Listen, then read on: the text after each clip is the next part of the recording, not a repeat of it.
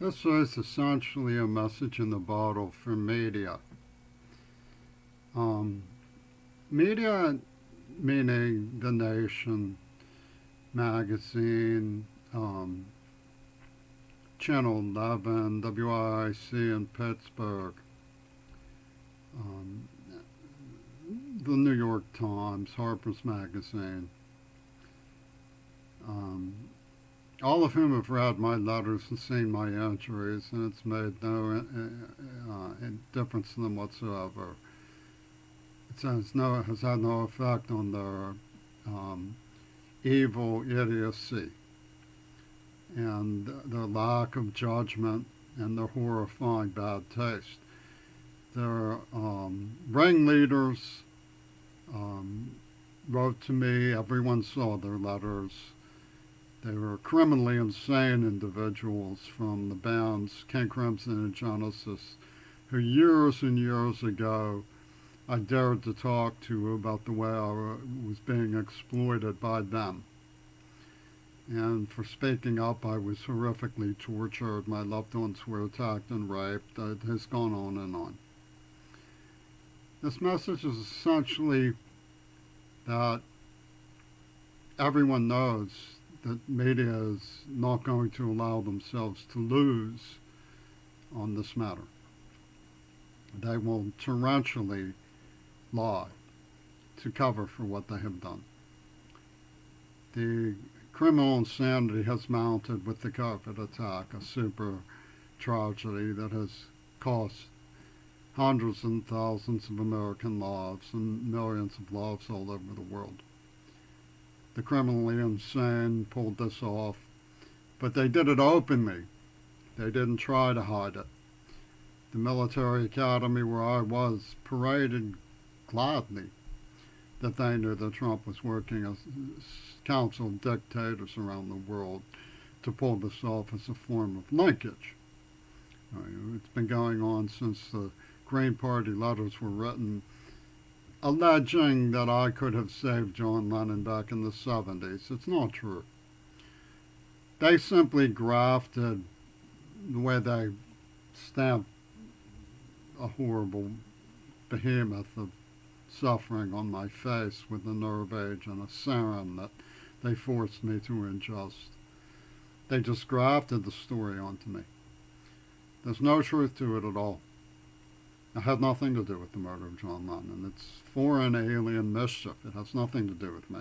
Absolutely nothing to do with me. And I don't believe it even really happened. There's too much that you can see in my blog to corroborate that they were lying. That they just simply got the control tower, pulled the switches, and made it look like he had been killed so they would be able to force through Yoko Ono's jurisdiction over the entire planet during the AIDS attack. And that's what they went along with. They'll say, oh, I was a crybaby, and people who like John Lennon just hated that. Really, I was suffering from a very severe impact in neurotrauma and peer ridicule of a cruel and bullying nature. I wasn't murdered, but I was certainly horrifyingly Matthew Sheparded. Did anybody come to my defense? Certainly not the gay community. You can forget that. There's nothing I could do. I tried to get along with them. I advocated for them. And they were just taunting me and making fun of the way that some of theirs used me horrifically and abusively and cruelly as a child. They said that I was into SM. We moved to try to get away from them. I came out here because they said that they were going to give me safety through a group called the ADWAS, the Abused Deaf Women's Advocacy Service, and they didn't do it. When I got here, they poisoned me in the mouth. They chemically castrated me, and they told lie after lie after lie. Now, media's not going to, allow those facts to get around. They're not going to lose. They're going to say Mac was crying too much about this girl, so some of his rivals got to work about their business. They hired a girl and got some cameras and made a MASH tent laugh out of him. And we've been selling them on the black market they filmed the rape of a deaf girl who has epilepsy. They murdered Cersei Kennedy in cold blood. They've been selling these movies through, the postal workers union and so forth, and the rock stars and Yoko Ono laughing at it up. They've been selling these sex movies to make their money back on John Lennon. And this is a supreme jurisdiction issue of foreign aliens over the United States of America. I was attacked because my father was associated with Eisenhower and Bush. He was on Bush's ship in the Navy, and he had abandoned me. Whether he knew they were going to do this or not, I don't know. But they released those, and then they released COVID. They poisoned me in the mouth before COVID. They left all kinds of little notes. I put them up in my blog. Facebook has gotten, apt about it. They sort of recycle the things. Share this now, share this now. Some people realize that, it happened. And they're, sort of like giving me a slap on the back. Go ahead, brother, you might as well, report all this. And they set it up for like a nuclear ultimatum. That's what really gets me is that Peter Gabriel and Paul McCartney and Adrian Belew, who himself is American, are threatening the United States with a nuclear bomb if we try to protect our grannies. And this whole thing was about a girl who they said was emotionally raped, because you know how Robert Fripp is. He's like, oh, those fans, those pesky fans, they look at me so rapaciously, is his choice of words, right? They look at me rapaciously.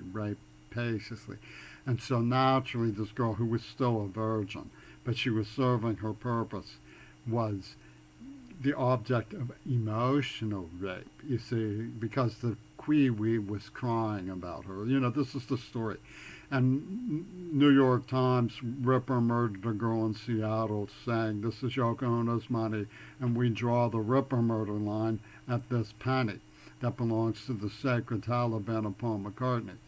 And they put up media images of horrifying things like that. But back in '84, before there was all, the boom went off, and we saw this with Trump. He didn't care. He wanted COVID to spread. Prove your manhood. They didn't tell anybody. They were, the whole is greater than the sum of its parts, is what they said when they supposedly found the script that they themselves wrote. It's a bunch of bullshit what they're saying. They're selling a bunch of bullshit. They were behind it, and then they got the loyalties of the victims to complain about the crybaby. And they pulled it off. It was a very simple, maniacal idea. Get the victims on the side of the people who did it by being, cruel to the white. So that's Seattle's entire mindset about the whole thing. It's media's mindset about the whole thing. And they're not, absolutely not, going to let this story get overturned. That's what they're going to sell. But they're selling it with the people who's actually wrote the letters. Yoko Ono's partner is Gail Burston, who wrote the letters, right? And they together are representing the spirit of Lennon. And because the spirit of Lennon wouldn't have nothing to do with no crybaby.